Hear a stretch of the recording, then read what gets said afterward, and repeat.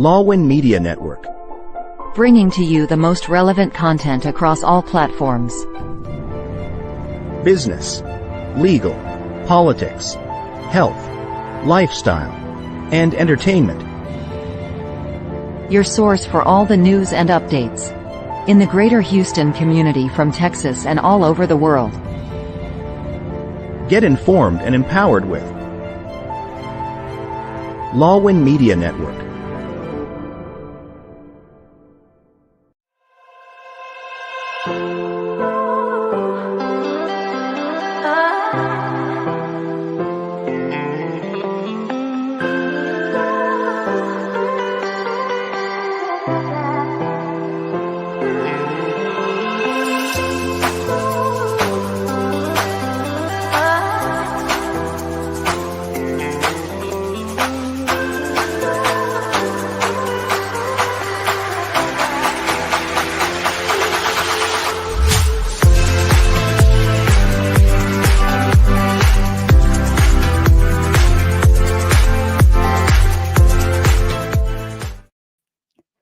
All right, good evening, Texas, good evening, USA. This is Be Bold, Why Not? And you are watching us live again on Facebook, YouTube, stream.lawin.live, and twitch.tv. And to all our viewers from the Philippines, magandang umaga po sa inyong lahat. And we thank you so much for always supporting our show. And of course, our show is brought to you by Lawin Media Network. And as we bring every Monday in this show, beautiful stories of individuals and powerful voices that I know will empower you, inspire you to take the next bold step in your life. And before we start with our guest, of course, we want to show you that we have a game, and let's just get them the mechanics of the game. How to join the game. 1. Watch the live show and listen to the conversation. 2. Participate and share your experiences on the topic during the live show. 3. Type your thoughts or experience via comment section. 4. All participants are eligible to win a prize. 5. The more you comment, the greater your chances of winning. 6. We will use Wheel of Names to determine the lucky winner. There you go. You have the mechanics of the game and you know the drill. So I know that we will have a lot of comments as we go on with the show. And I just want to remind you that if you miss the live show, you can listen to our podcast on Spotify, Amazon Podcast, Google Podcast, and a lot more. So tonight is episode 7 of season 5. And with this season, we've been featuring legendary speakers because I had the privilege of meeting a lot of these individuals at Les Brown's legendary speakers training in Florida about a year ago.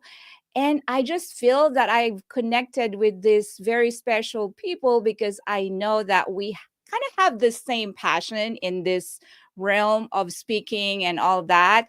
So tonight, I am so happy to be able to guest one of my favorite persons that I met during the training. But before I get him in the show, I just would like to read a little bit about him. So our guest tonight is Jean Kopchek. Yes, I said that right. Jean Kopchek was born to Eugene and Dolores on October 1st, 1975. He is the baby of the family and the accident child, being born many years after his closest sibling. He was labeled learning disabled as a child. Wow, I can already tell that he's got a very inspiring story to share tonight. Being a relatively boring guy from middle-class family, for a while he bought into the age-old idea of work hard, go to school, get good grades, and get into a good job. But he went on to accomplish many unique things. He graduated with honors from the University of Michigan and volunteered his time to bigger causes, donating money to help where needed, providing jobs for many people. He became a husband to Jennifer, author, pilot, coach, businessman, dual elite neuroencoder, and the biggest accomplishment, cheerleader for those trying to make it. Whoa, that is so profound. I'm glad I have a cheerleader tonight. Let's get him in, Mr. Gene. Cup check. Let's get him in. I'm so excited. There he is. Hi, Hi, Gene. MJ. How are you? It's so good to see you again. I know it's just so good to see all the wonderful people that I have met during the training with Les Brown. And I really appreciate you. Thank you so much from the bottom of my heart for spending time with me in this late at night. Where are you from? I know I think you're ahead when it comes to I'm time, right? yeah, I'm ahead. It's about 9 o'clock, a little after 9 o'clock where I'm at. So it's not too Okay. bad. And we're not going too far past my bedtime, so we're okay. Okay, okay. I'm glad to hear that. Because I know there are some people that, oh, it's my bedtime. But yeah, in Texas, we're a little bit just an hour behind you. But anyway, I just want to share your story to all our viewers because with Be Bold, we want to empower, we want to inspire, we want to motivate our viewers. We have viewers like mostly from the Philippines, but we also have viewership here in the United States. And I know that each story really has something that can contribute to humanity, right? No matter how big or small, our or the lessons that we can share to our viewers tonight, I know that they're gonna get something from you. And I just would like to start knowing where you're from. Share us where you're coming from in the United States. Yeah, actually in Michigan. So I'm in the Mhm. Midwest area in Michigan. I live in a small town called Metamora. That's about 50 miles north of Detroit, Michigan. Mm-hmm. So, Okay. and we're unfortunate tonight. I wish I would have been in my studio this evening, but the heat broke and it's only Oh, about 30 degrees there oh this my evening. goodness. Yeah. So Uh-huh. we ended up having to go this route, but I was so glad to be able to still be able to participate in this and be able to share my story with you and your fantastic viewers. Okay, well, thank you so much. First, just curious, because you said that you were an accidental child. Can you explain that further? That I was one of the absolutely can. interesting things, yeah. And so my parents, they had I have actually four other siblings. I have three half siblings and a full sister, all clumped together within about a year apart. And then almost a decade later, I come along. So Uh-huh. planned. I know they did the math on it, and the truth of the matter is, I was conceived at the Elvis concert the last time Elvis Presley performed at the Pontiac Silverdome in Detroit, Michigan. Uh, Oh, wow. That's I was not a planned child, and I oh, joke with my parents quite often about it, and they said, "No, no, you were planned." And I says, "Come on, you didn't have everybody else all together." And I grew up pretty much like an only child because all my siblings were so much older. They uh-huh. ultimately were off driving cars and going, on dates and doing everything else, and there was this little younger brother that was toddling around at home. So, That is so funny. Did you get mistaken like you're actually like a child of your siblings because you were that young? my eldest yes, my eldest, half-sister, I used to get that they often thought that I was her child because Mm-hmm. because of the disparity in age. My half brother, we're, I think 11 years, 12 years difference. So Uh-huh. it's a quite a generation, but the nice Yeah. part about it was that growing up that way, I got to if you were smart about it, you got to watch your siblings make a lot of mistakes and know where to avoid pitfalls with mom and dad. And so I Mm-hmm. tried to be very observant from that angle. But even like with music or movies, or I got to watch, what my siblings watched or the music they listened to from the 60s, 70s, 80s, and through the 90s when I started listening to music. But then when they left, I got to listen to what mom and dad wanted to listen to. They had control of the radio. And so I Okay. listened to, 40s music and 50s music and those types of things. So I think it made me very well rounded in different things Yeah. that I like. So I'm not upset by any. I wear it like a badge of honor. Okay, yeah, that should be the case, right? So, with that being said, do you feel like you matured like quickly because you were with a lot older siblings and you pretty much adapted to their, you know, yeah, You have like, to. If you're gonna survive with uh-huh. siblings that are that much older, you have to. Yeah. The nice part about it was in my family, we all shared responsibilities. So my mother and my father would give everybody chores. We all had chores. Now the downside was as siblings left home, those chores got divided up amongst who was left. Ultimately, there was only one left at one Yeah. point, and it was me. And so most of the chores got put on me. But my parents also did creative things like each one of us kids had a night to cook. So my parents had 5 children, 5 days were filled with one of us were cooking a meal, but it Mhm, also taught us how to cook, how to clean up after ourselves, how to do all these things. So they taught us to be very independent individuals, and mhm, it gave us a skill set to be able to navigate life. mhm. Oh, that's amazing. You also called yourself or labeled yourself a disabled child. I didn't do that. That was Okay, actually the public school system. okay, okay. Fun a Sorry, fun let me take that back. Okay, all No, right. it's Why fine. were you labeled? I'm sorry. I want to No. correct my word, but what happened that the society or the school system labeled you as such? So the first thing that they noticed about me was that I had almost failed 1st grade. And so they pulled my parents in and they said, "Listen, we're going to have to hold him back. He's not going to make it through for," which is very unusual because there's not a lot of learning that goes on. You're starting to learn very basic things. My parents were scared to death, and they told my parents they could take me for testing at the children's hospital downtown, and they did that. Mm-hmm. And when they did that, I would have to go down there for hours and hours and be tested by multiple different doctors. And the testing went on most of my life. So they learned that I didn't have ADHD, I just had ADD, which was a Mm-hmm. stumper for a lot of people because with ADHD, the child's usually acting out and he's hyperactivity. Mm-hmm. I didn't have that. I have a unique ability. I can sit and do nothing for hours and hours and hours with no, like when people complained about COVID, I thought, what's wrong with you people? This is fine. We can just sit here and do nothing. And Yes. it became a concern, but I also those things also drive other problems like dyslexia and things Mm-hmm. like that you get that are side effects of these types of things. And there was a, Mm-hmm. a whole host of things. And ultimately I would have to go every year and be tested. And they told my parents, they said, you're going to struggle because you're dealing with a learning disabled child.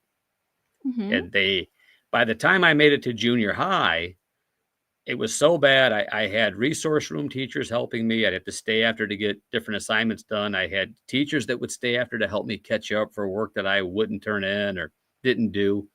And everybody said, well, he's just acting out. But, the resource room teachers put a lot of time and effort into me. And I don't know Mm-hmm. why they did it. Deborah Hessler was a godsend. She was with me from 1st grade through 6th grade. She was my resource room teacher. And I would be pulled out of class and sent to her room to try to Mm-hmm. get caught up to where the rest of the class was.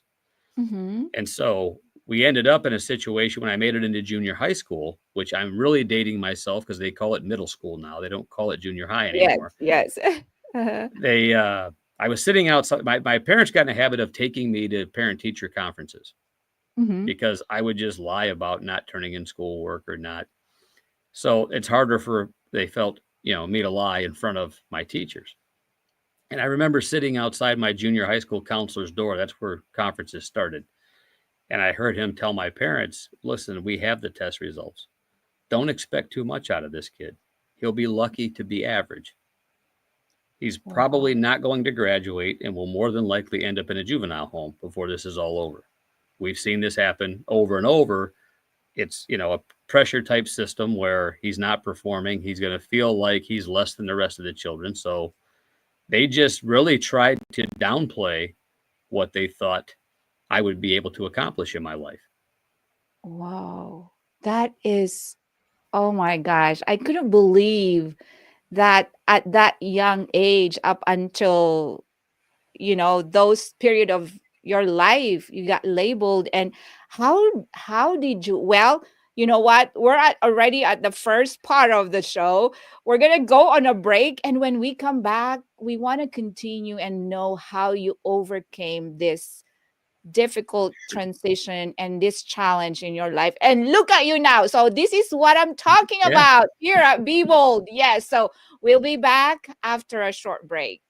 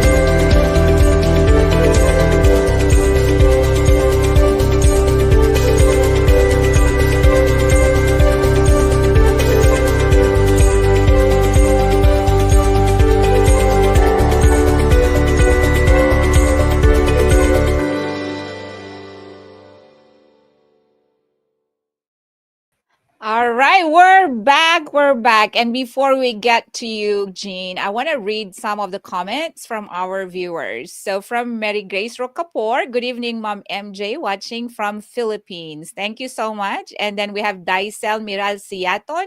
Good evening, Mom MJ, watching from Pangasinan. We have Jo Marie Esterija. Good evening, Mom MJ, watching from Pangasinan.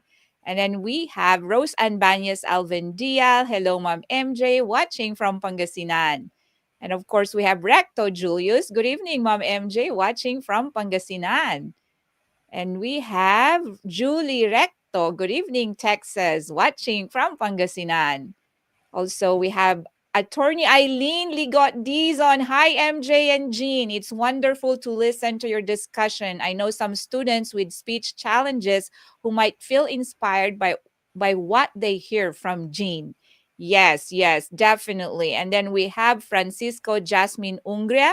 Hello, good evening, Texas. Hello, Ma'am MJ and Sir Jean Kapchek, watching from Pangasinan. Yes, thank you, Francisco.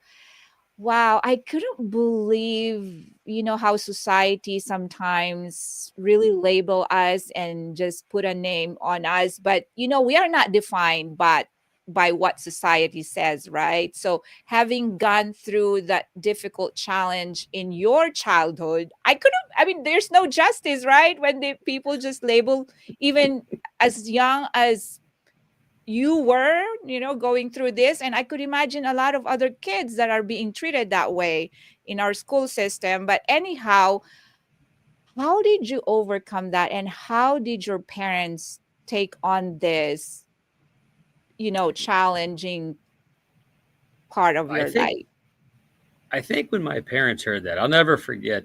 We walked out of the school that night, and my dad had me put his hand on my shoulder, and he said, "So what do you want?" And I remember, and as most people do, right? When somebody asks you what you want, you tell them everything you don't want. That's just Mhm. human nature. We know what we don't want. And I remember Yes. looking up at my dad and I said, I don't want to be average. Wow. I didn't want to be average. Uh-huh. So he said, then let's do something about it. My Mhm. mom went on a thing of teaching me everything she knew. And I think Mhm. looking back at it now, they were looking, because MJ, they taught me, you're looking at a almost 50-year-old man now. I know how to sew my own clothes. I cook Mhm. my own meals. I wash my own clothes. I can scrub toilets. I can do everything, but I can also go work on cars. My father taught me to work on cars, taught me construction, taught me electrical wiring, taught me.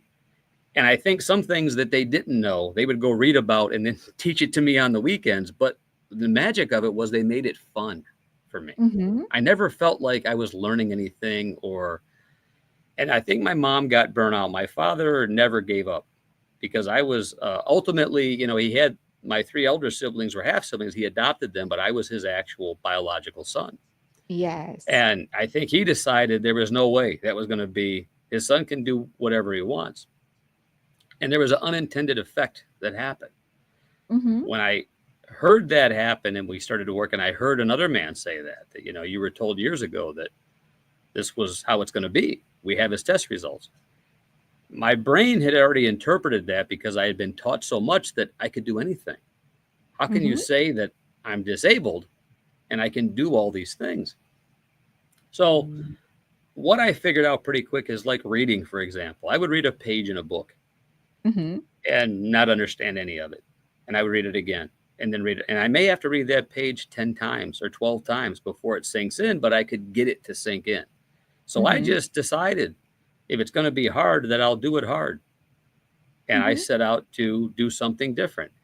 When I graduated from college, because ultimately I graduated from college, wasn't even supposed to graduate high school, right? And I ended up Wow. going not only to Wow. college, but to the University of Michigan. And that was Uh-huh. actually a dream of my dad's, that he wanted me to go to U of M.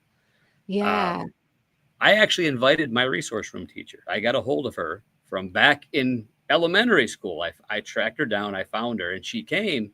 And what I found out was she was fighting battles for me that I didn't know were going on, because the school was trying to shut that program down. They felt it Yeah. was a waste of money because Mm-hmm. they had already seen we were learning disabled. Why are you wasting your time with these kids? So for her, she got to call some of the people that sat on the boards trying to close those programs down and tell them, by the way, I'm at the graduation of one of those kids you counted out way too early. He's graduating today from the University of Michigan. And so I didn't know, for her, that was a moment to shine, which made me feel great. And Yes. this idea, people say you need to know your why. My wife Mm-hmm. about it all the time. My why is that there was a lot of people that poured their time into me that didn't have to. Mm-hmm. I don't do and become everything I possibly can. I'm letting all of those people down. And I don't have the heart to do that to anybody. Mm-hmm. They gave me their precious commodity. They gave me their time. They can't Mm-hmm. go buy it back. They can't trade for it back. They can't, it's gone now. And for Mm-hmm. whatever reason, they saw something in me, a kid that was supposed to be learning disabled. So Wow. from there, yeah, I never gave up. I just kept moving forward. No matter how hard it got, I would just keep moving forward. Wow, Jean, that is so profound and that is so powerful. I know that our viewers are definitely being inspired by your story. But also, I remember while you were talking, I remember Mhm. at the training with Les Brown, we kind of connected because of Jeremiah 29. Remember that? Yes. Yes. So, can you tell me how you feel about this verse in the Bible or the scripture? Because I know that with what you've been through, maybe even at a young age, you already knew that God was there for you. So tell me about about You your know, feeling. Yeah. my and I'll just kind of preface it with the entire biblical scripture. My Yeah. my mother was Southern Baptist and my father was Catholic. So there was no Hmm. way that I wasn't going to know the Lord. Yes. And I'm very appreciative of my relationship with my creator, because he says in the Bible, I will never leave you nor forsake you. And Hmm. I've just always felt there's been somebody there watching out for me Hmm. for whatever reason. Hmm. And no matter how bad things have ever gotten on me, I never took it personal. I knew as long as I put God first, I would never come in second. Hmm. And so I would just continue on and continue on. And for me, it's kind of funny now because my parents, being that they were from the same Christianity, but two different versions of it, Hmm. struggle to, where do we take our children to church? Where do we, and I find it amazing that even in that struggle, all of, my siblings and myself all have a relationship with our creator, regardless of how we got to it or what church we went to, or if we watched TV evangelicals or those type. Like, I enjoy now watching and listening to Dr. David Jeremiah when I have the chance. So just to kind of sum all that up, you're right. And then I think, well, I think I had cancer here a couple Hmm. years ago that had Hmm. cropped up on me. And one of the things that I found interesting was that just through coincidence, it was nobody's plan. It was it was God's plan. And I'll tell you, there's no such thing as coincidence. It's really just God's way of remaining anonymous. But Mm-hmm. I had actually met my surgeon about a year before I got cancer. And all because my wife and I went to a restaurant and we were sitting we didn't want to wait for a table. So we sat at the bar, and this gentleman and his wife were divided by the corner of the bar. And so when a person further down left, I asked the gentleman, I said, I'm going to move down, and that way you and your lady can sit together. And he said, sure. And we became very good friends. We hit it off, became very good friends. From that point, I didn't think much of it until my wife picked up when we found out that I had cancer. He was one of the doctors recommended to do the surgery. And my wife picked up immediately. She asked, well, is that, John? And the guy said, I don't know what his first name is. And my wife got a hold of his wife, Michelle. And she said, well, yeah, that's the type of surgeon John is. So from one random act of kindness, I had already met the man who was going to save my life, because it was so close that it was within 2 millimeters of eating through the inside of the lining of my intestines and my colon, and it would have got out right into my liver, my Mm-hmm. pancreas, and I would have been gone. There would have been nothing they could have done for me. Oh, So wow. when you ask me about my creator, he has always been watching out for me. And Wow. I will tell you this, much like the people that have poured their time into me, why my creator has found favor with me over and over and over again. I don't know what I did to deserve it, but I certainly don't have the heart to let him down. Wow. So you are definitely special, because those people poured their love and attention and affection into you. And we all know that we have something special in us, right? Just like what Les Brown says, we Right. we all have, yeah, something great in us. So tell me, when is that defining moment in your life when you realize that you are actually really born to do something greater, other than you came out of these challenges, right? Of these challenges in your life growing up and battling cancer and all that. But before the cancer, I bet you already knew that you were born to do something greater. When was that defining moment for you? Well, to just real quick to finish up on your point, I think the verse you and I connected on was Jeremiah Yes, 29:11. For I know the yes. plans I have for you. Mm-hmm. And when I woke up from my surgery, the one of the nurses had bought that in the gift shop, and it was sitting in the window where I could see it from my bed, and I still have it. So it's very special to me. But my defining moment, I think, came when I graduated from college, because Mm-hmm. I was never supposed to graduate from high school. And when I went to college, ended up arguing my way with my advisor of why I was taking this class. Why are you taking that class? All the way down to my time became so important because I worked full time, sometimes two jobs going to college. Mm-hmm. And I would take classes at 7:45 in the evening, 9 o'clock at night, and then have to go to work. Later on, I worked third shift at one of the jobs I had. And I had to leave school and go to work. And he would Oh. argue, Gene, you need to focus on college. I think some point he thought I was trying to do too much. Mm-hmm. But I was out to prove that anybody can do this if they want to do it. It's a decision. And how fast does your life change, MJ? Like that, Yeah, just yes. like that, Split in one second. decision, right? Mm-hmm. It's Mm-hmm. a kiss you didn't expect, and you end up married for 30 years. Mm-hmm. It's somebody who randomly, unfortunately, runs a stop sign and broadsides a car, right? Mm-hmm. Things just change.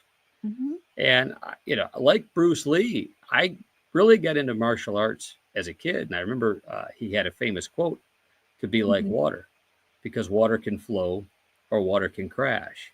You put water Wow. in a glass, it becomes the glass. You put water in Uh-huh. a pitcher, it becomes the pitcher.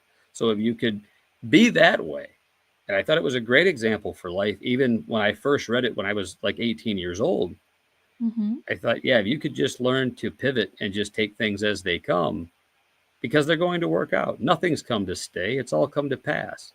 Mhm. As bad Yes. as life sometimes gets, it's not staying. We'll keep moving. And Yes. even if you don't want to keep moving, the clock's going to keep ticking. Doesn't stop, right? It's the only, I heard a guy say the other day, your time is the only currency you're spending and you don't know how Mhm. much of it you have. Mhm. And it's Mhm. true. And I just figured out I didn't want to waste one more minute.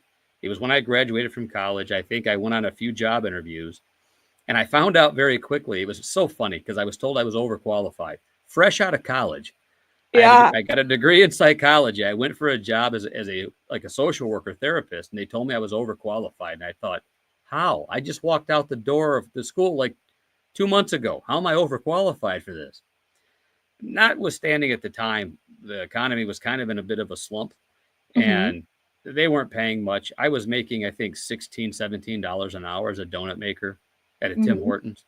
And I Mhm. just kept doing that. And I opened my own company. I decided I was just going to try something different. And that was Mhm. that was in 2000. And I never looked back. I never had a W 2 since I graduated from college. Wow, I that started is my own. so, oh my goodness. Yeah, Gee, I never looked back.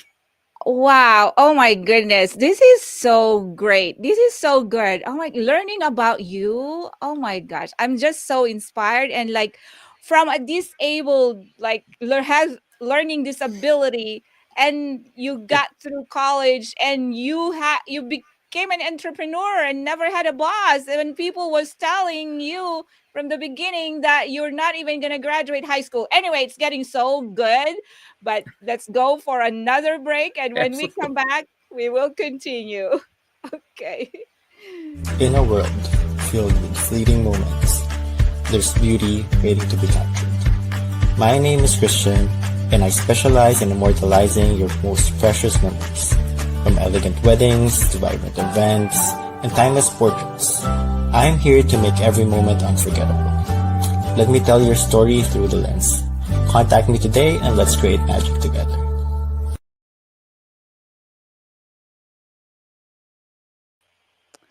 Here we are. We're back. And let's read some more comments before we continue our very great conversation with Jean. I am just so inspired. Okay. Joanne Esteria, good morning, Mom MJ and Sir Jean Kopchik, watching from Pangasinan. God bless all.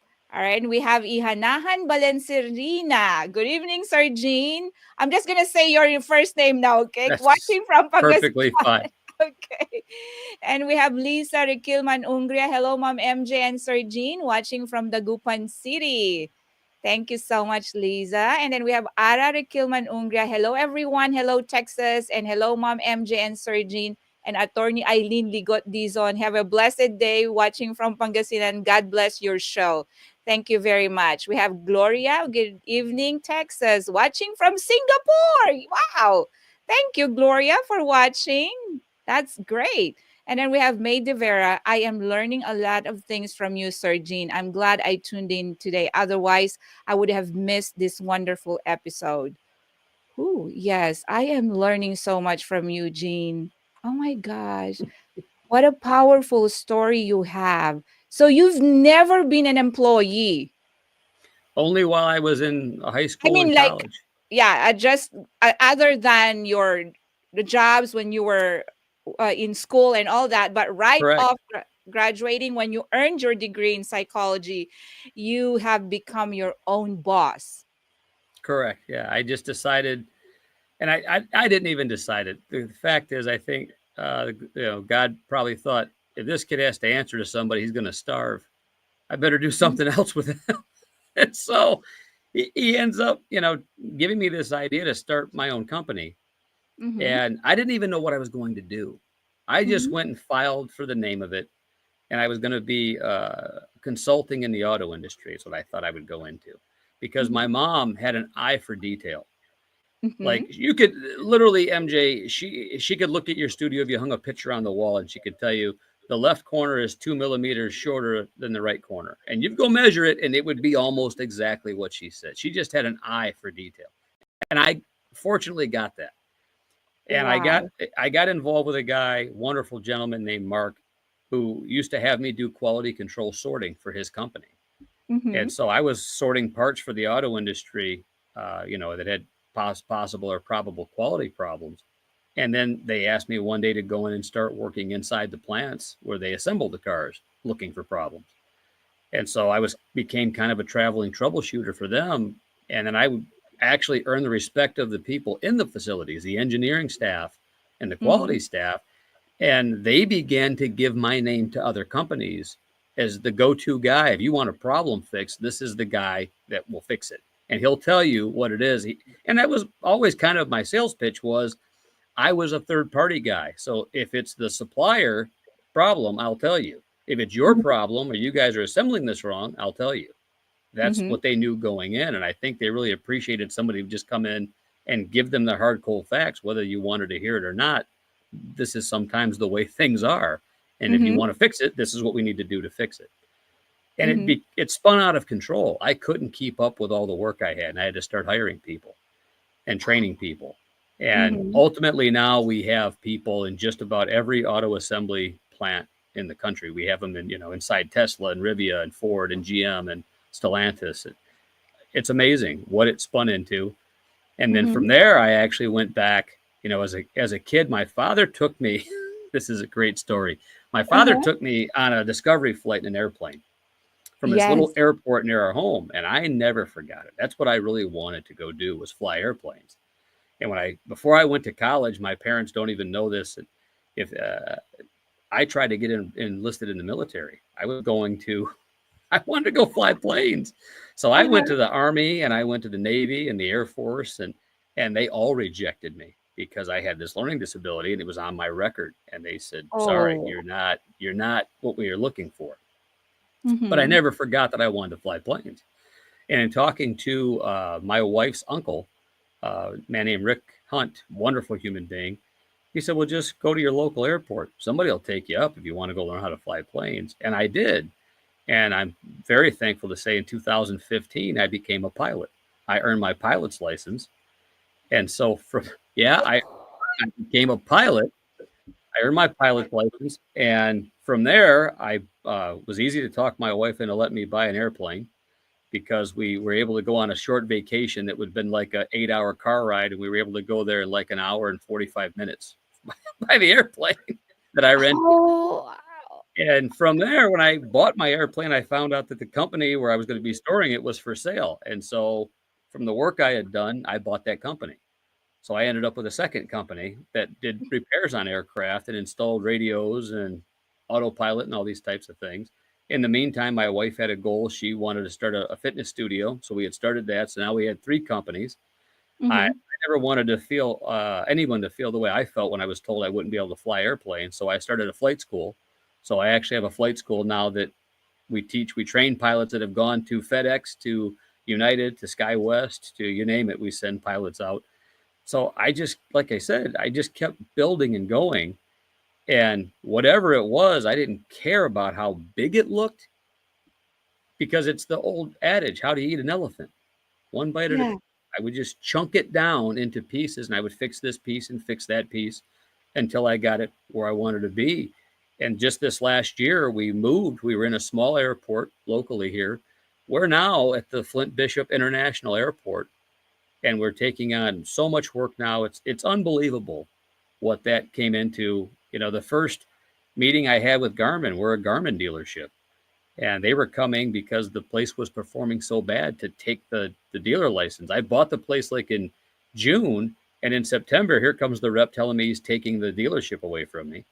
And I begged him for 1 quarter. I said, "Please just give me a quarter." And we turned it into gaining a bronze trophy as a dealer. We never looked back from there. And this year we became silver. So we've just continuously improved. And I've got a wonderful staff, wonderful people that I work with that are just absolutely cream of the crop people. So I've been blessed and highly favored, but I never Oh. stopped. I'm like I'm Never just quit. in awe. I'm really just in awe how your life was changed or how your great life evolved from a kid who was labeled to have learning disability to now you own like multiple companies and you became a pilot. how could, right? Because they're very strict when you fly a plane. I mean, you couldn't Oh yeah, have, yeah. So, yeah. Jean, I I, wanted them to ask themselves, what were we thinking when we labeled this kid this way? Ultimately, and the biggest challenge I took on, all of that is nice, yes. but it's just stuff I did. It's funny because it's just my life. It's just stuff I Mm-hmm. did. I don't. The biggest challenge I took on was when I wrote my first book, Find Your Mm-hmm. Passion and Live Your Dreams, Mm-hmm. because the the way my brain works still works. So, for example, if I see the word bold, right, Mm-hmm. in your display, my brain sees that word spelt out. But when I touch the keys and I look at the word, it's the letters are scrambled. They're there, but they're scrambled. And I thought, I want to write a book so that people know that even if you have these problems, they're not Mm-hmm. problems. You can get past these things. It's going to be hard, but you can get past them. And I set out to kind of be an example because I had other kids that were in those classes with me. And I'm ashamed to say it, I don't know what happened to them. I don't know Mm-hmm. where Chris McCurry went. I don't know where Larry DiMaggio went. I don't know where these kids went, if they accomplished what I accomplished or if they ended up like these counselors said they were going to end up. I really don't know. Mm-hmm. But what I do know is that I wasn't going to be that one. I made a decision that I wasn't going to be that one. Mm-hmm. Yes. So, who I'm just so like, I don't know what to say. I'm actually speechless. I really, this is one of the most powerful stories I've ever heard. Like, Well, thank you. now having achieved so much in your life at your age, from whatever label they gave you early on in your life, what is the most fulfilling thing, actually, have not all the accolades, not the financial or the wealth and all that. What's the most fulfilling thing about this journey that you've had? There's a few of them that come to mind. Mm-hmm. One of them was unfortunately my mother passed away in 2006. So not too long after I graduated from college, she passed away. My father passed away today, and I just want to share this with you. Thank you so much for picking today. Mm-hmm. Today is the date of my father's passing 2 years ago. Oh, So yeah. it's it's for me. No, I'm happy about it. It's quite an anniversary gift to be because I know he's Mhm. watching. So it's quite a Yes. gift for him to see that I never stopped moving on, and continuing to try to build. And I want to leave a legacy for my family name because my Mhm. wife and I don't have children. We've been married, we've been together almost 30 years. We don't have children. Mhm. But the best thing that happens for me is to help other people.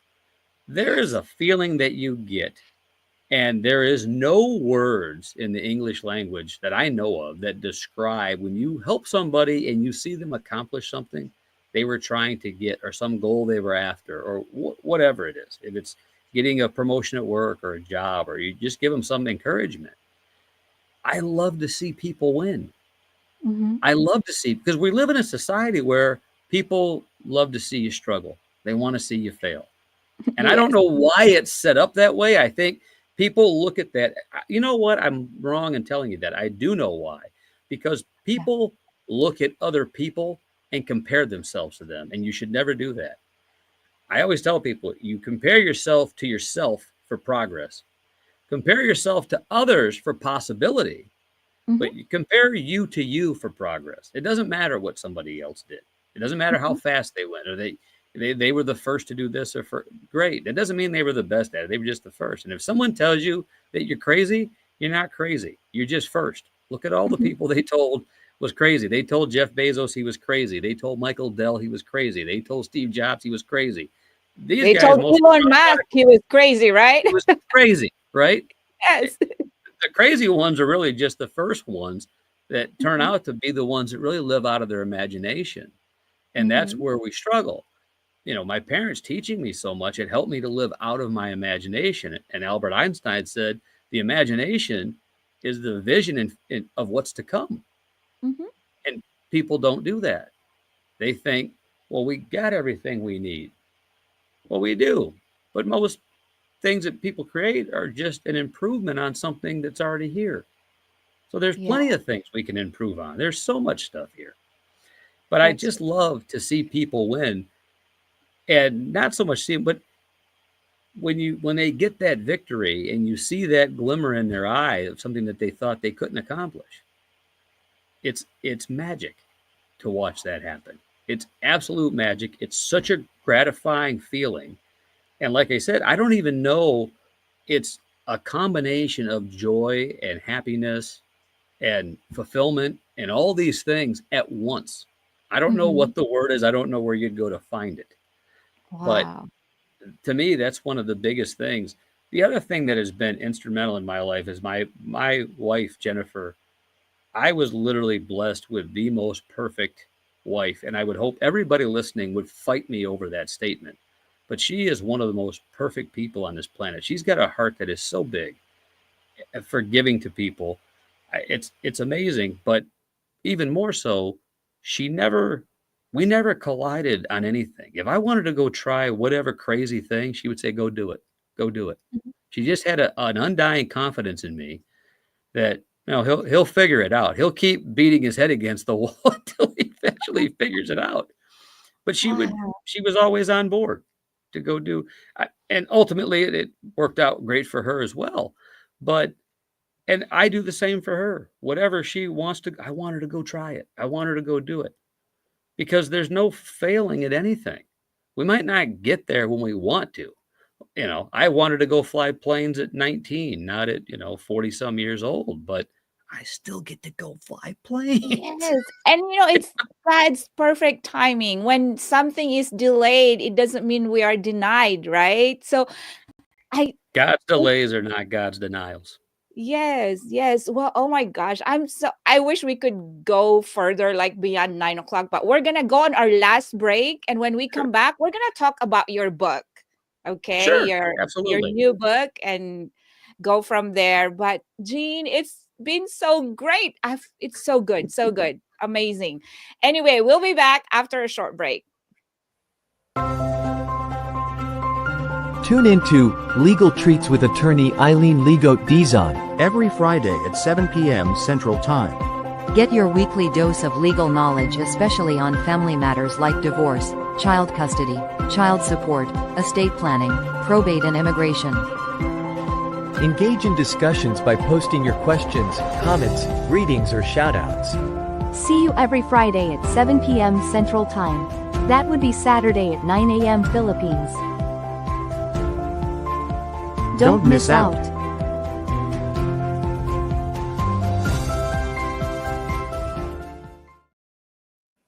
We're back and I'm just so pumped. Anyway, we're gonna read some more comments and okay, let's see here. Arara Kilman Ungria. I am learning a lot of things with you, Sir Jean. Yes, yes, amazing. And then Janderver Esteriha, good morning, Sir Jean, and Mom MJ watching from Pangasinan. Good morning to you. And of course, we have emojis here. See Jubel watching from Pangasinan. And then we have heart emojis from Inahanan Valencerina.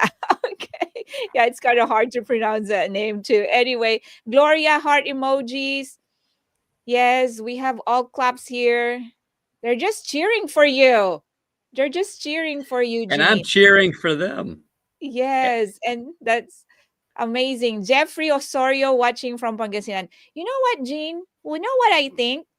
Because, people, it's not just our IQ or our intelligence mentally and all that. You are special.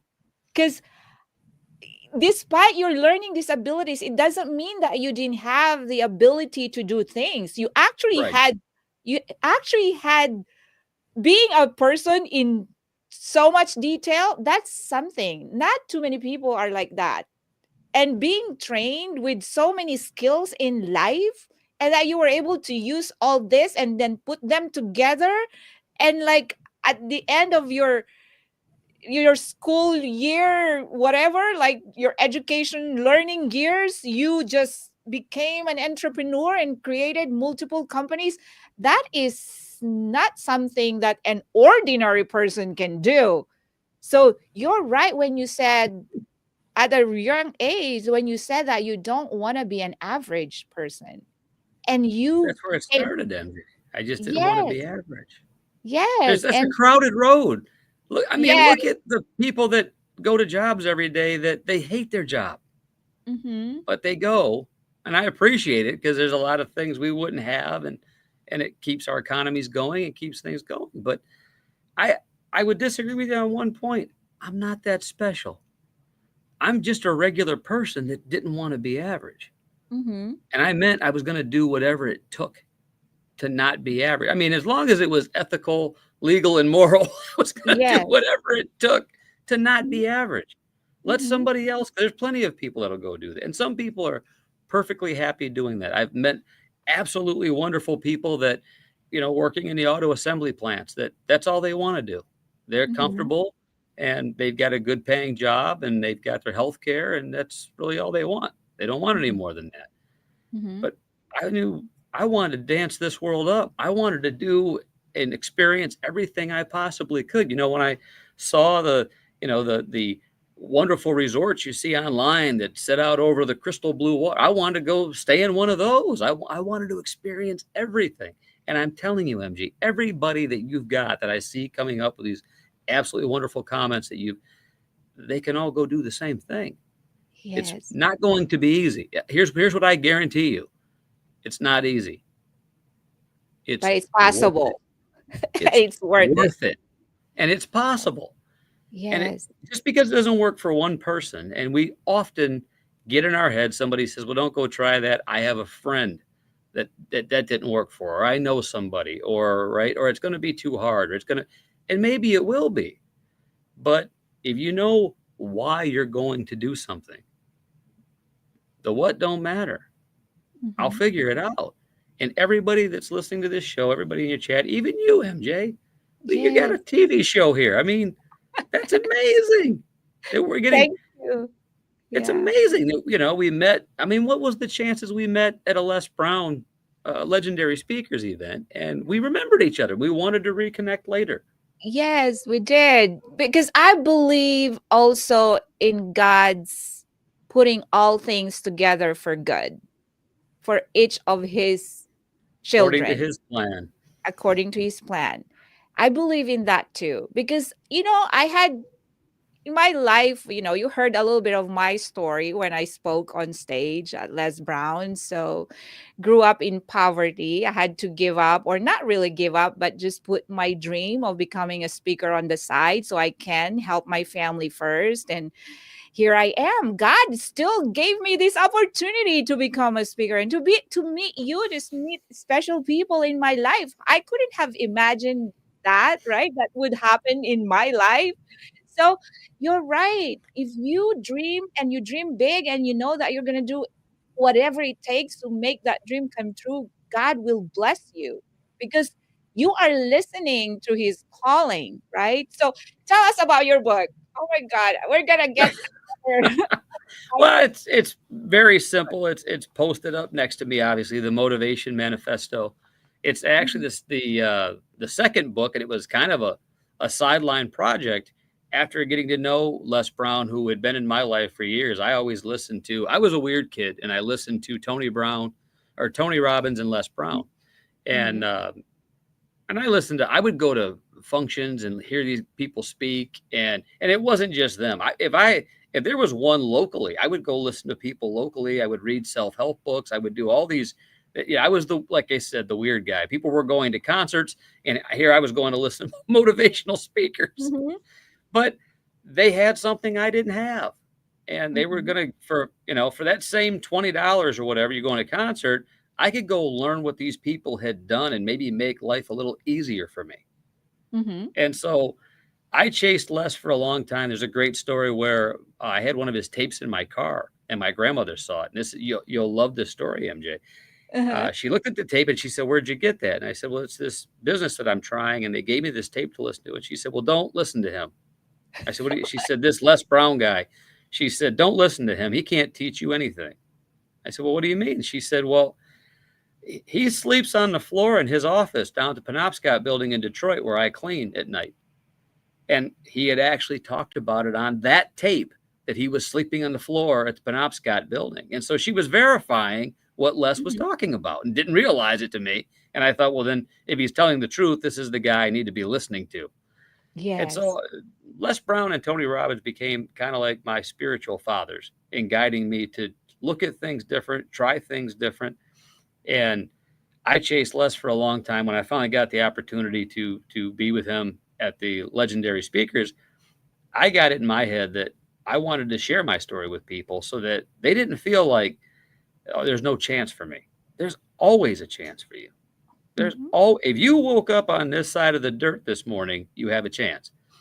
And so we had this opportunity to go speak. And then through the mastermind group that I got involved with Mr. Brown, they offered this. In fact, somebody had told me, and I don't know if it's true or not, they had found my first book, Find Your Passion, Live Your Dream. And then Mhm. they offered me to do this co-authorship with Les Brown. And I said, well, of course I'll do that. I'm not Yes. turning that down. I'd been listening to this man for years. And so Mhm. it's a wonderful book. It's not just me, it's me and about 14 other authors that are in there that have written their own books. And the stories in there are so inspiring, from people that, thought that they had lost their last friend to making it where they wanted to go in life, to people that actually, for whatever reason ended up in prison, or had found Mhm. themselves ended up with drugs, or whatever the case may be, or people like me that were labeled learning disabled. And I'm not going to deny it. I mean, part of what they found was true. I'm sure I have dyslexia. I flip numbers around and flip stuff around all the time. I do it constantly. Mhm. But at the end of the day, yeah, I had this opportunity, and it's another dream come true. Who would ever thought that I would be on the cover of a book with Les Brown? That guy's a legend. Yes. And on top of, I mean, like, you want to look at the cherry on top of the cake of my life, to be able to be on the book with the guy that my grandma said don't listen to because he can't Yes. teach you anything. Oh, you know how God works in very mysterious ways? I mean, Yeah, this is a testament of how great God is, because now he's everything is falling into place. I mean, you've become very obedient all your life, and that you know that he's got a great plans for you, and you were listening to that small voice and to his leading and everything. So he's putting everything in place for you. And look what you've where you've gone and what you've accomplished. And it's just so amazing how and our to your life point, can turn around. Yeah. and to your point, and I would challenge all of your listeners and your viewers, if you look at anything you've overcome and the circumstances that went on, those things had to happen in that order. God had that line in order for you to get out of, or get through, or get past whatever it was. So when you're in the storm, just keep Mhm. going. That's the Mhm. fastest way out. It's just keep going. But yeah, Mhm. I don't know how often my wife and I talk about, oh, now I see it. If this hadn't happened this way and this didn't go this way, we wouldn't have this result that we want. And it Absolutely. seemed like we weren't being listened to, right? And we Mhm. were. Yes, absolutely. You know, I don't know if I remember it right, but I think it's Trent Shelton. I listened to some of these gurus too. And you know what he said? Adversities are a privilege. Right. We Because get to do through, this. yes, that's true. 100%. Like, if we don't go through any adversities in life, we're not going to grow. It's like Right. an iron that's being, right? Right. So, It's yeah. metal sharpens metal. And people Yes. don't see that, you Mm-hmm. you have to have the adversity. You Mm-hmm. have to have it. It's what makes you tough. It's what causes anything to grow. If you look at trees that grow, the strongest trees in the forest are the ones that are out on the tree line on the very edge. They're the ones that take the wind and take that's the strongest lumber that's in the forest. Mm-hmm. There's nothing wrong with adversity. It teaches it. And like you said, there's only two things in life when we look at nature. You're either growing or you're dying. Mhm, mhm. And I'd rather And if be on you're the side where we keep that's growing. right. We That's keep right. growing. And growing comes with pain, right? If we're Correct. if we're not experiencing any pain, that means we're not growing and we're not becoming the person that we were created to be, that best version of ourselves if we don't go through. Whew, this is so good. This is so good. But you know what? We're at the end of the show. But last words for our viewers. I know we didn't get to talk much about your speaking, but your journey. We're showing your journey because you're a legendary speaker, you're an author, you're an entrepreneur. So I think we've really shared the most important things in your life that I believe just inspired our viewers. But Jean, what last few words you want to tell our viewers and listeners right now? I think the best thing I could tell your viewers and listeners is whatever you want. People say opportunity only knocks once, and it's just simply not true. Opportunity knocks all the time, but we don't listen because it tends to be disguised as a problem. Mm-hmm. I heard a guy say one time, by show of hands, how many of you like surprises? And I raised my hand. And he said, no, you don't. You like the surprises you like. Everything else you call a problem. And I thought, well, it's true. They're all surprises. We just don't look at them that way. But Mm-hmm. anything that you're looking for, anything that you want, it's out there looking for you.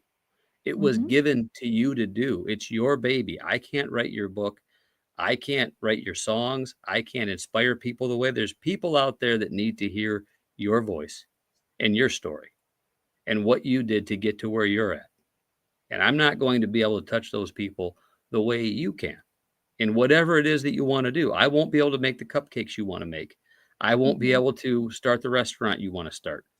I'm not that guy. That wasn't meant for me. It's meant for whoever's idea it is in their heads. And, I tell you, the best thing I can share with you is what my mother used to tell me and my father. Even if it's never been done, you can do it. Wow, that's powerful. And I believe so too, Jean. Like with all the many stars in the sky, right? There's one star up there, no matter how small or big.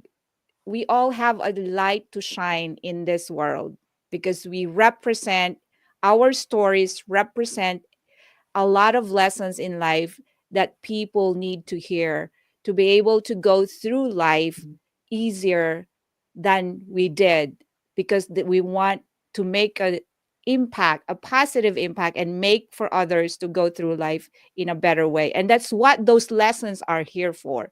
So we have a light to shine in this We do. world. We do with our stories. And thank you for your light. But before we end the show, let's see who won the game. Let's see who won the game. Yes, Okay. before I forget. All right.